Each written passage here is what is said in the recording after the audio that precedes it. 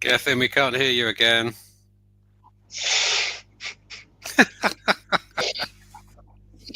How's that? Is that any better? Yes. Yeah. Right. So I'm back now. I'm back. Welcome everybody. If the people on the people who have tuned in on Teams, accept my apologies. I've had to just cull you because it's breaking my audio here. I thought it was because I'd muted accidentally my microphone just now, but it appears that there's a conflict somewhere with the teams that I was trying to run. So I'll have to work that out later on. But anyway, guys, putting human into technology, building a killer fantasy football team using Power BI. I'm joined today by one person I'm going to describe as a super manager in FPL. He has been running roughshod over the SQL family FPL league for the last 2 or 3 seasons. And the other I'm going to describe as an FPL novice. So the super manager is Justin. David doesn't know what FPL stands for, but I'll explain that to him in just a second. And if you are listening in, and we're about to have thousands of viewers at this point, Justin will kindly do team reviews as well. So pop your team into the chat, and we'll see it pop up, and we'll give some commentary and feedback on your team if you are listening in and this is working for you. Right, welcome everybody. Now, Justin, thank you for coming on, mate. It's been a pleasure battling with you over the last couple of years in fantasy, and just in the interest of openness, Justin and I are friends, and we do share text messages and other bits of information. But how's your season going so far, mate? Is it going well?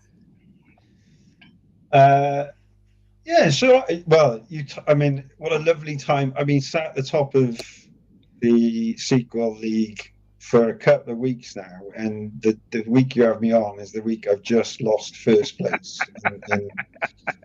But hopefully not for too long. So, yeah, we're halfway through. We're most of the way through a game week, aren't we? Yes. And I've gone against the grain, if you like, of chips this week, and that's possibly going to work. Hopefully work out in the long term. But just share this for everybody. So here's Justin. There he is, number 2 again. He's like Arsenal. Again. Even though he's a Man United fan, he's very much like Arsenal. And there's the link, because David's an Arsenal fan. Justin's there in second spot. He's been top all season. Now we're getting to the business end of things. He has dropped off. Oh dear. I'm only joking, mate. You interesting point there. You said you played your manager chip, and that's a new chip. Can you just give anyone listening in, just tell them what this assistant manager chip is, so they might be aware of FPL. Yeah. Just explain how it works for them.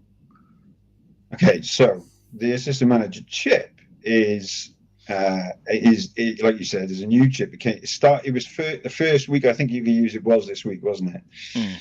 And so it allows you to pick a manager as part of your team. And as you can see, I picked David Moyes. I can give you some reasons why I picked him over others. So once you've picked that manager, or once you've activated the chip is activated for 3 weeks in a row, and at that point you can't use any other chips. Right. Whilst you have a manager, they pick up points for you, and once you've activated the chip, you can't cancel it either. So there's this challenge, I guess, balance of, like, for the next 3 weeks now, I'm stuck with using that assistant manager chip. Right. But like you would be with any other chip, you can only play one chip per game week. Once you pick this, it lasts for 3 weeks. Yeah. Yeah. So that's part of the issue. So yeah. So whilst you have an assistant manager chip open, the manager picks up points based on the games that play. So you get 6 points for a win, 3 for a draw, 1 point for every goal scored, 2 points for a clean sheet. Right. And what I thought was quite interesting with it is there is also a thing called what is it called? I think a league position bonus. Right. So that's where they play teams above themselves and do well, isn't it? So if your if the team plays a team at least 5 positions above them, they get an extra 10 points for a win and an extra 5 points for a draw. So I can see why you may have picked David Moyes this week off the back of that then. But explain to people why you went for the Moyes sire this week as opposed to. Well, even I guess why did I pick? So a lot of people have picked the triple captain chip this week. I wish I had. That's because Mo Salah is, Liverpool have got a double game week. Now, why did I pick the triple captain over the? So I did have. This is something else I didn't know, and maybe this is new, but I didn't know you could do this. I actually did play my triple captain chip, right? And weirdly, what happened was that the day before the game week started, they announced that next week, or the next game week rather, there was a possibility of having other double game weeks. Yeah. Other double game weeks. And I guess let's explain what a double game week is that a team plays twice in the same game week, which is quite an opportunity because then you can potentially get double points for that team, right? Yeah. So just to put that into context, if you triple captain Mo Salah on a normal week, he'd play one match. This week, there's 2 games in there. So if he scores in both of them, you get double the points that are tripled up. So it makes sense, doesn't it? Yeah. Yeah, and so they announced right at the end of just before the game week started that because of the Carabao Cup and the games being played there, that next game week, which is game week 25, there was a chance of more double game weeks, right? So depending on who won the games in the last 2 days, either Liverpool and Villa or Spurs and Fulham would end up with double game weeks, right? Yeah. And if Arsenal had beaten Newcastle, Arsenal and Chelsea would have had a double game week too. Right. So I took a punt because we don't know we didn't know. We do now, but we didn't know who was going to win those games. So we had a fair idea on Spurs, mate. I'll be controversial. We had a fair idea Spurs were going home. Yeah.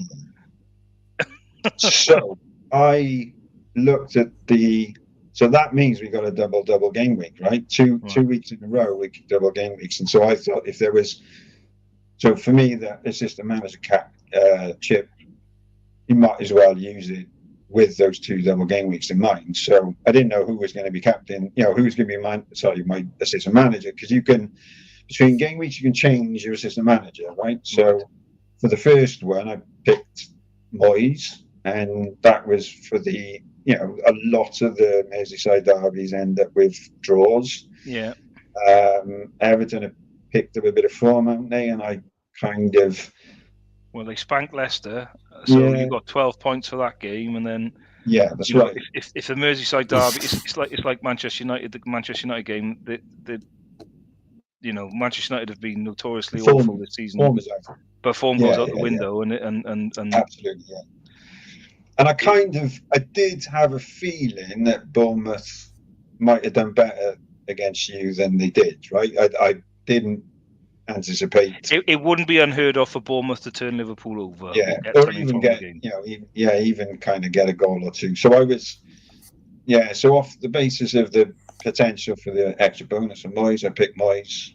And so next week, there's more double game weeks now, right? So there's Villa has got 2 and Liverpool have got 2. So I need to make a decision then whether I'm going to pick Emery or whether I'm going to pick Slot. Let's look at the fixtures. Right? Because if we come back here, right, I think Villa have got Ipswich, which you'd have to say at home. So you'd have to be confident of Villa beating Ipswich there. I can't see any other result than a Villa win. And then they're also at home to Liverpool. So it's an interesting dilemma you've got there, because Liverpool have got Wolves, and you'd expect them to thump Wolves at Anfield. But then they've got to go to Villa Park, and So the other thing to throw in as part of that consideration is, an assistant manager costs you money, right? So you have to have a transfer budget to pay for the assistant manager. How much did Moyes cost you this time? And they don't go up and down, so they've got fixed costs. Yeah. Yeah. And Slot is naturally one of the most expensive, and I think it's 1.5 million for Slot.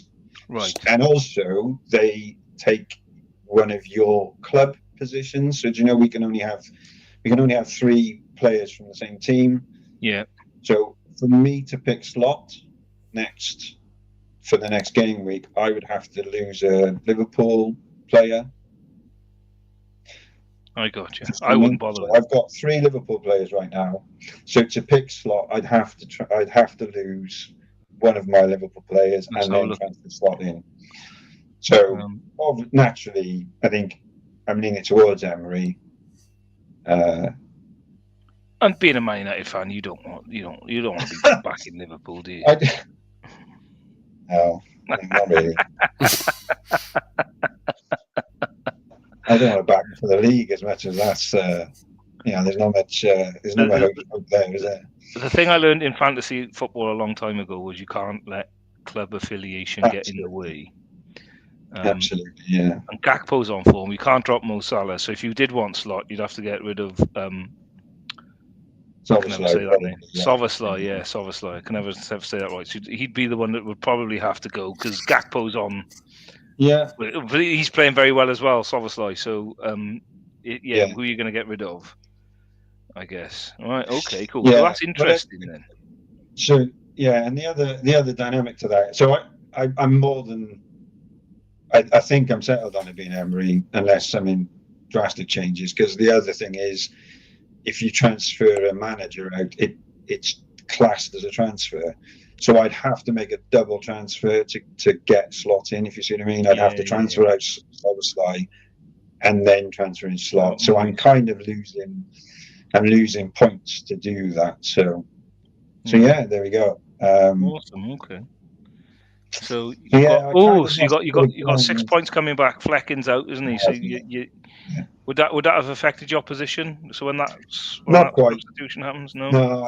I mean the running issue I got is I haven't had an opportunity to bring in Woods, or at least I didn't expect him to still be playing as well as he is, and Jackson's form has fallen off a cliff.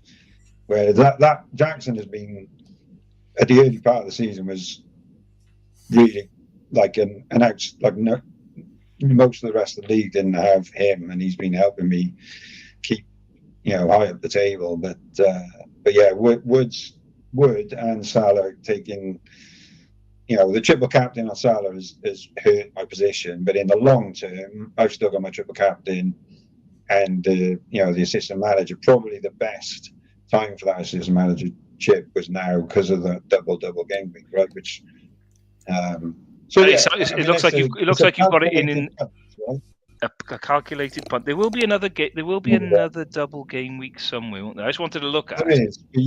But you won't have a double game week, right? Because I'm essentially, my assistant manager is going to be available for 5 games, which means you should get more points in the long run.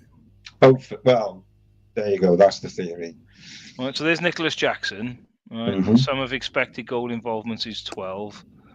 I should put somewhere on you how many goals he's actually scored. 9. So he's missing a few, and that's the commentary you get from that. So his XG is higher than his actual goals scored, and his form is 3. So he's gone off the boil a little bit. Then you look at Chris Wood up here with a form of 9 and 17 goals, and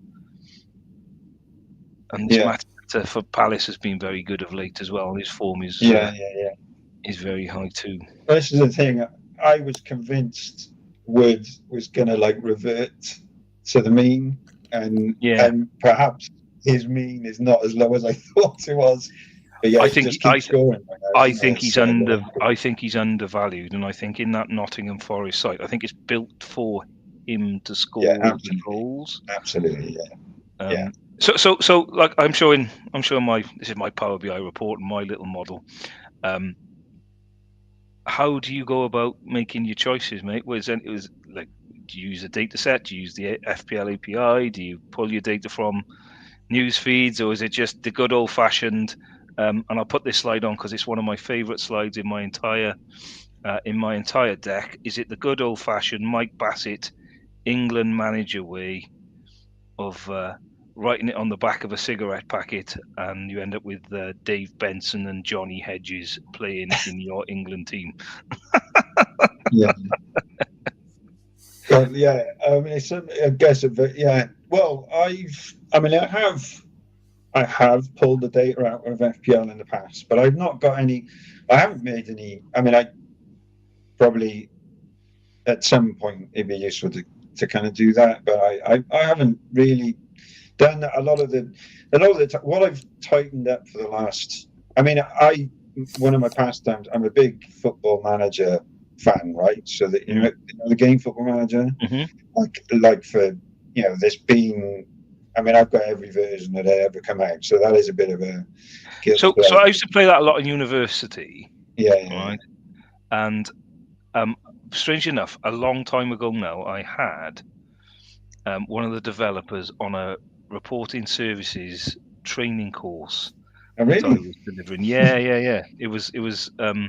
This was probably around about 2013, 2014, and I always remember because he was telling me how they did all the scouting and how they come up with the players that were coming through, and it was really quite interesting to talk to person. But I haven't played it for a lot. It used to be called Championship Manager. It did, yeah. Right. Yeah. And that was probably around about kind of when I was doing this is going back a long time now, so probably best part of 25 years ago. I was doing my A levels, GCSEs, and then into university, and then I kind of drifted out. I never played it after that. But used to.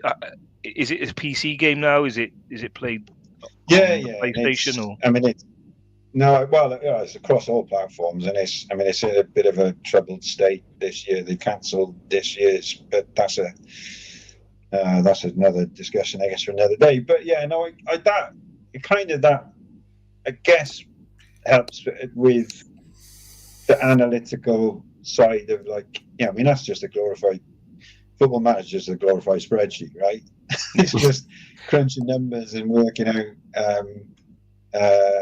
taking hints on patterns in it. So, but yeah, I think one of the things I tightened up this year, because I know that I fell foul of this a couple of times last year, maybe, that the amount of times I've missed a game week deadline, Yeah. The amount of times I've kind of I've just forgotten about it, and that cost me, I guess, in the past. But so one of the things I have started to do this year, pro tip, I guess, is as the new game week starts, and as the game week's going, and naturally you're checking the scores to see how. Well, maybe not everyone does that, but I'm always on a Saturday, seeing how I'm doing it, early days. But I'll pick my team for the next week whilst I'm having a nose, with that idea of, if I do forget, this is the best selection for next week. So you go early on your picks then? Not necessarily with transfers, but I do see what I mean. Like I pick a So if you want to swap your keeper, or you want to make swap a sub out for somebody else, one of you sort of like because how many times has it been the case that the captain's on the wrong one because you forgot about it, right? So at least I'm making here's the best choice I have for next week if I end up forgetting about it. I just interrupt you a sec, mate, because we've got Jamal Ahmed who has just left a comment. Hello all, this is refreshing to see. I created a Power BI report for FPL. I found the data-driven approach hasn't always worked for me this season. Welcome to my world, Jamal. Yeah, don't worry. I keep really guessing about it as well. Yes. And that's it. I mean, it's a blend, isn't it? Sometimes you kind of need to have the data only gets you so far, isn't it? There's got to be, there's an element of having a hunch about form, and sometimes it's just luck as well, isn't it? Like picking the right captain on the day is a big part of it, and the numbers can't always tell you who's going to go off on any given day, can they? No, they can't, mate. And sometimes it's the what I found with this over the years is the consistency is the key. If you can consistently get above 65 points, you're going to do it. Are you going to have a good season? And this year, if I get above 65 points, I've had a good week. Whereas in years gone by, I've managed to do it reasonably regularly. And you seem to get 75 plus every week, which is somewhat irritating. I'm pleased. It's yeah. I mean, some of the things I think you. I mean, is there any stuff you kind of tend to, any kind of an approach, things that you kind of have started to say, okay, they're the bits that I need to work on. I think my downside is I stick with people too long, right? So yeah.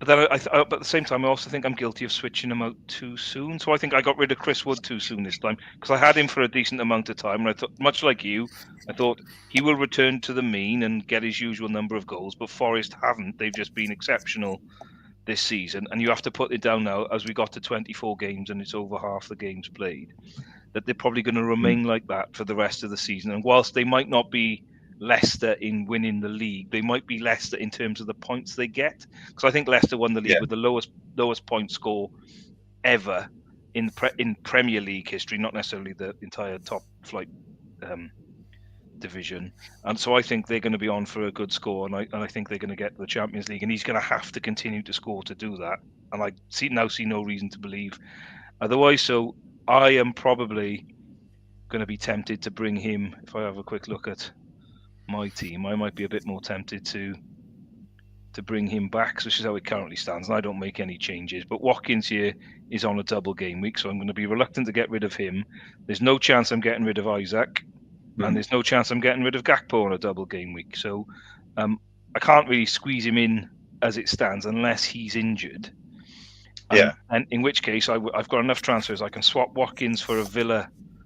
Probably Rashford or someone who is likely to play, and I'm still not sure if Rashford's likely to play for Villa, but we'll see. But I'll bring in another Villa player, and then I can put Wood back in there. But plus, he's a midfielder is the issue there. Rashford's a midfielder, isn't he? Rashford is a midfielder, yes. So I'd get maybe a Wobie because he's not a lot of money, and I do have some money in the bank. My thing is, and I guess my question for you is, the assistant manager chip, I kind of knew you could play. I didn't know it cost you money, and I've got about 1.6 million. So technically, I can have slot. It's just whether I want him or not, I guess, is the is the question. And then I think I've got a Liverpool player in here. I think I've only have 2 Liverpool players. Yeah. I've gone cheap on the defence. I've kind of got my goalies the right way round. So I think I stuck with Wood for a bit too long, and then. I also stuck with Haaland for far too long. I had him in my team for a lot longer than you did, because I think you can go back and look at this somehow. I can't remember where it is. Yeah, and you're right. I did. I cut him out. You cut him early. I just that you're right. I mean, what you said is certainly exactly the same thing for me, which is if you go to leagues and then leagues. Then you can pull it back, can you? Yeah. I've tried and be, I've definitely tried to be a bit more brutal, I guess, with when people are taken out. But Haaland I took out early because ultimately he's like, he's the most expensive person in the game by a long shot, and it means that you've got to build your team around him. And if he's not picking points up, then he has to go. But much like where I was with this, right, is I've fallen foul of him twice now, and it's annoying because I didn't get him early enough when he first came into the league. So that season, I stayed away from him till about game week 6 or 7, which was about 3 weeks too late. And then this time, I've hung on to him because I'm like, well, Man City, they can't be this bad for as long as they've been. Turns out I don't know anything, and they can be. And it's cost me money. But if you look at the form now, right, so if you come back here and look at the forwards form, if I just sort this on. Form. He is... Make sure I get that right. Hold on. Got that long way around. Here we go. Try that this way. So Haaland is like up here now on 7 or 8 points because he's been getting some goals. Even though Man City have been pretty useless still, they're still not right. But he's been getting his goals. But I'm not going to put him back in now because there's still 3 people doing better than him, if that makes sense. Well, but I yeah, stuck with him. I stuck with him for too long, so I had 15 million quid not giving me any results back, and I think it's just like understanding. It's just being, as you say, being brutal and being brave, I suppose, and going, oh, well, I'll drop him because he's been the best player for the last 2 or 3 seasons. But the reality, but that table, I would say on that table there's a measure that you could add, which is the price per point, which is like that for me is key, right? If you look at Isaac, Mateta, Wood, they're half the price of roughly half the price of Haaland. Yeah. So you know that for me is justification enough for him to not be there. Twice the points for the same money. Yeah. Well, yes, correct. Yeah. So that is a key bit for me. He's not like, and they've obviously made signings over the transfer window, and we'll see if the massive kind of the gap that's been left by oh my gosh, I was padding because I can't think of his name. The lad in the centre, Rodri, right? Yeah, if they've not plugged the massive Rodri-shaped hole in, then maybe they're still not, kind of. I think the odds. Go on. I was just going to say the Rodri thing. I think is a bit of a red herring. I think they've all teams go through that cycle, don't they? And I think instead of them just declining slowly, they just fell off a cliff and it's rebuild time. So I don't think it's just down to Rodri being injured, in truth. But no, sure. But at least the structure of the team, it does send. For them, it's around long possession and killing the other team off, isn't it? Right, and he's key to it. They've signed someone. Appears, that Gonzalez to whether or not he pans out. And weirdly, Foden has been on my watch list because he's started scoring points, right? But yeah, he is up there. There's form. But I mean, even then, I think that's something. So, conversely to you saying about holding on to people too long, I think something that I've tried to temper a little bit more in recent years is chasing last week's points.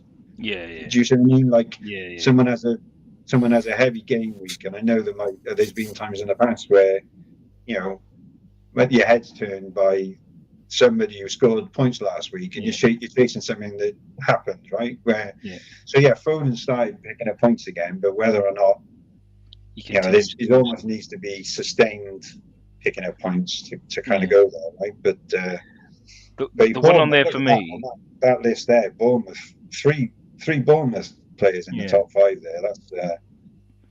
That's there's definitely something going on there. Well, like I watched Justin Kluivert at Wolves score his hat-trick of penalties, and like you, not wanting to chase the points, I'm like, how likely is he to do that again? And then he did it again.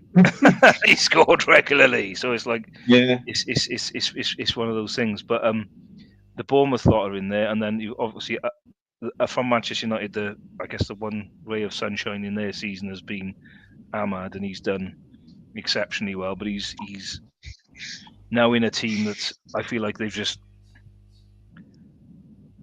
I don't know, well, something's not right at Manchester United still,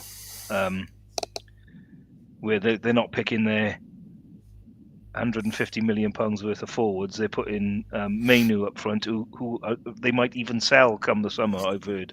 Which we don't have to talk about United. I think we should. Let's talk about it a little bit more. Okay, but anyway, I guess the bit you did say. I mean, I'm rapidly going to change. Let's come back to how do I do things, right? So there's some interesting stuff there around data. Now, to be honest with you, I think I'm going to consider kind of pulling something together over some time and maybe have a look at how we might do it in Fabric or something like that. Well, that's next on my thing to do. So like I've got this little data model here that pull it most of it is just a call from the API, and I've built some dimension tables and stuff. The one that I like is this one here. All right, so it compares, you're talking about cost versus points, which is this shows like a matrix of it, and then the bubble size here is the form. So like these are managers down here. So you've gone good with your manager according to this data, and the other guy here, Arteta, apparently he's on. I'm not sure if those sums are correct, but he's on a decent number of points as well. 10. Enzo's not there, so the managers, because they haven't played that much, they're kind of down here. But it does help you pick out like. So that 20 is probably about right because they scored 5 against City, didn't they? So yes, that's 5 points to 5 goals. So Justin Kluivert, there you go. So he's popped out the top of there, yeah. Yeah, and he's stand out on here. Chris Wood is here. Like Salah's gone off a bit. Haaland's coming back a bit. So I quite like the form guiding. Yeah, there's Phil Foden with a big circle as well. So it's showing you like where you want to be. The bargains are to the left with big circles, I think, is the the key to it. But you should you have a look at what you can do, because it is interesting. But so just how many? So the things I find quite useful is the fixture difficulty matrix. Do you use that at all? I do. I haven't kind of worked out a way to put it into my report, but for anyone who's watching in here, right, this is the fixture difficulty thing. There is the data is there. I've just got to try and find a way of shaping it, and it basically tells you, look, they've got a double game week, and it's basically a kind of a rag status on whether the team's likely to do well or not. Is the crux of it. So the really dark red is a difficulty rating of 5, isn't it? And then the green is a 2, I think, isn't it? Now, so that in a there is there we go. There you go. Yeah. So this kind of gives you a snapshot of what's coming up, and you can just looking at that quickly, if you just roll it down, Gath, is so Bournemouth and Brentford both look like they've got a really nice run of fixtures, right? So that for me is an immediate thing to say, okay, would I consider players from Brentford and Bournemouth? On the flip side of that, and that's where a bit of judgment comes in, is I think that the only flaw with this, and if I was going to look at building my own one of this, the flaw with it is it's a rating that's given at the beginning of the season. Where they change, mate. They do. So So if I'm not sure if I've got it on this. I didn't assume they did, because if you look at like United, they don't change often. But Liverpool at the start of the season, they weren't dark red. They were the 4. Okay. Man City were red, and they flipped over. And there's usually only one red. Okay. Sometimes there's 2. But there is. If I got it on here. So I guess my point is, like, even my own thoughts about whether they're the difficult. Do you know what I mean? Like, so for instance, just looking across the table right now. Oh yeah, they must do, because Forest is classed as a difficult fixture for Man City. Oh right, yeah. I didn't know they did that. I didn't realise it. Does update now. A reason I know this is because I've been using that information, which is a story for another day. You ever played a game called Last Man Standing?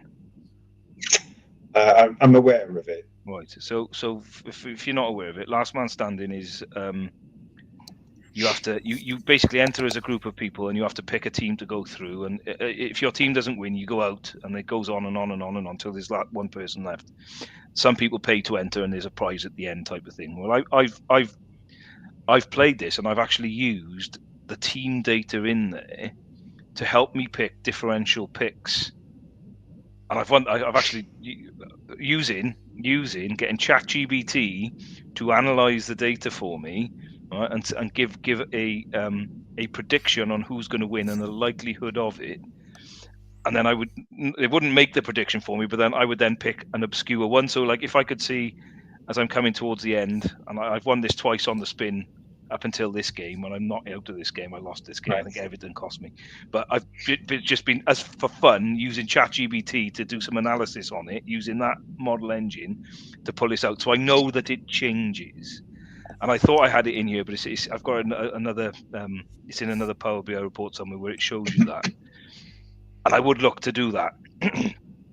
to bring that in here, but it's not in there yet. So, right. But yeah, I guess there is a bit of an element of, even, like for me, I guess there's whether I fully agree with the fixture difficulty, right? But so that's one of the things I think I'd like is a bit of a because I also think, and maybe it does it, and I didn't realize because I don't think it's like dramatic changes, right? So you look at Bournemouth here, they got Southampton away, which is a derby for them. Wolves at home, Brighton, which is a derby, and that's kind of indifferent. Then they've got Tottenham, who are absolutely useless, being grey, and they'd probably smash Tottenham if they went and played them now. Granted, but that's 4 game weeks away, and then Brentford, I would consider to be a much more difficult game than Tottenham as it currently stands, and even perhaps West Ham being much more difficult currently. So whilst it does update, I'm not sure it's like swinging changes that I think it's more steady, more constant. If that makes sense. But if you look at that as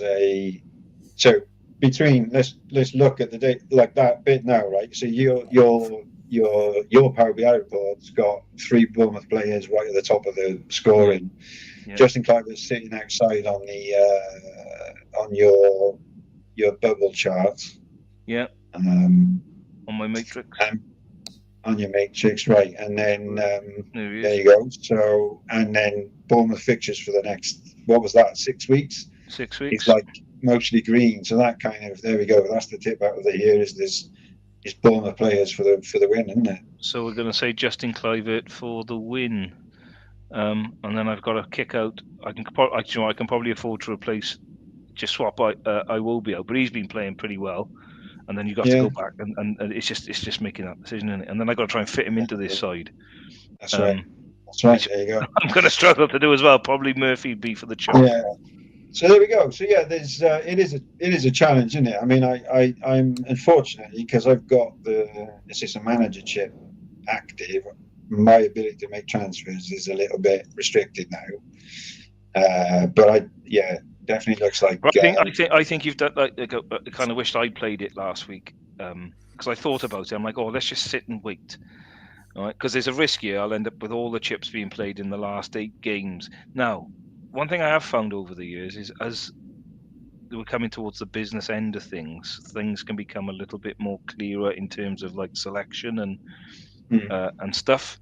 And like last year, for example, I know my use of the chips was useless. I don't think it actually did me any good. I think that the weeks I played them, I did worse than weeks when I didn't. So it's like I've told myself I don't overthink them too much. Just play them and play them. But then I didn't want to be left too far behind. And I'm currently 8th or 9th, I think. I'm probably a good 100 points behind you. All right. Let's have a look because this is interesting to look at. I'm a good 100 points behind you as it stands in our league, and yet I have probably made 20 points up on you this week because I've done a little bit better. Where am I? 8th. So I got 94 points this week. You're up here on, so it's 110 points better off. 78 if you include your goalie that needs to swap out. So that. But just as it stands, without the subs coming in, I've made a couple of points up on you this week. So I'm going to have to do that for the rest of the season. If I've got any chance of catching you, I've got to make up 15 points a week. Yeah, and as well as I think the chip. I mean, I think that was the other bit. Is the system problem I do find I have is I end up a little bit in analysis paralysis at times where I just think so hard about it, and I think. So for me, it was a bit of a relief this double game week happened, and it means I can get that assistant manager chip out because let's be clear, right? One of the things you want to capitalize on with that chip to me is those bonus points, right? So I was looking at, which teams might end up with a bounce that all of a sudden they hit some form and they start beating teams above them. So the real candidates for that for me would be don't laugh too hard, but might have been Man United. Man United is off the table, I think, unless they start really bedding in with what's trying to be done there. I think they're off the table. But Spurs, if they get the players back and they start playing teams 5 positions above them because they're like in 14th Well, right now. no, I think everybody's above Spurs now, aren't they? If we, But it's only like Wolves. It was. Hold on, let's have a look at. But that is a consideration, right? Is where are the opportunities to get bonus points from the fixtures? Yeah, they are 14. Yeah. So So if you just hold that there, right? So go down. So for me, the candidates are Everton, West Ham, were 12th, or maybe because Everton are on a bounce because of David Moyes, and that's why I picked him, right? The Moyes, Spurs, yeah. if Spurs get their, they're in a nightmare situation with injuries, and if they ain't got a back four, right? So, as and when they get their defence sorted, they could go on a run, and that might be a team to look at. And then he doesn't defend though at Spurs, does he? He doesn't really defend. That's the problem. I think everybody else has worked them out. Yeah, that's my thing with Spurs, but Everton. Sorry, just going and also West Ham have got a new manager, so would they get a bounce as well? And they don't appear to have.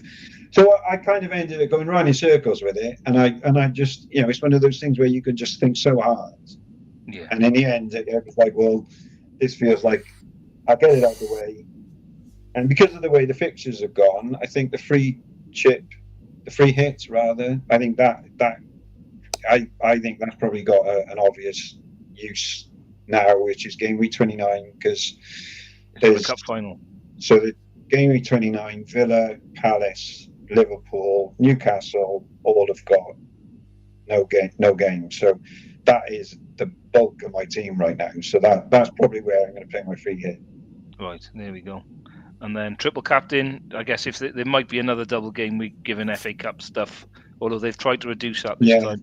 They have with the tricky one now for me to know when it's best to kind of reuse that. I mean, there's maybe Liverpool got Southampton in a couple of game weeks time. That as a single week, maybe on Salah, but I don't know yet. I don't know. Okay. Well, mate, look, I have to bring this to an end. We've been chatting for an hour. It's been fab. Thank you for sharing your insight, mate, and thank you for sharing those tips and your explanation of the assistant manager chip. It's helped me realise I've missed the boat and I'm probably not going to win it again this season. David, anything you'd like to add at this point, mate? I'm conscious you haven't said anything yet. You're not an FPL player, are you, David? But you have been. I know because I've been sat with you moaning about Power BI all day. So, well, I'm presumably moaning about his performance in the FPL league as well. So David, share with me now, right? Because you're from Bournemouth, but you were an Arsenal fan, aren't you? I always recall you being. Arsenal, Bournemouth. Bournemouth is my local team. Yes, Arsenal is my childhood team. Right. Okay, that's fair. But yeah, Liam Brady and Charlie George, I can't choose them, can I? No, not anymore, mate. No. George Graham. So if someone wants to up their their skills on FPL and they want to start using Power BI, guess what might they do? Well, mate, what they could do, I'm glad you've asked that. That's a really, really good tee up there, mate. Thank you for that little prompt. They could always come on my Power BI training course, which is I've got one running in a week or so's time. Right, and it's the official Microsoft curriculum. It's not focused entirely on FPL. There's lots of other stuff we look at as well, including all the sort of demos that come in the course. I obviously bring the football data set in, and I've got a really useful data set where we look at Ofsted ratings for schools and all the publicly available data in there. So if they wanted to come along and learn more, mate, just give that a little scan. We've got some deals going on. People can sign up if they want to, but that's what they should do, really. Yeah, and then so the other bit. Oh, and the other one, sorry, mate. Yeah. The other plug, so Gethin and if they don't want to pay. They can come to Take the Weekend, right. which is what you were really teeing me up for.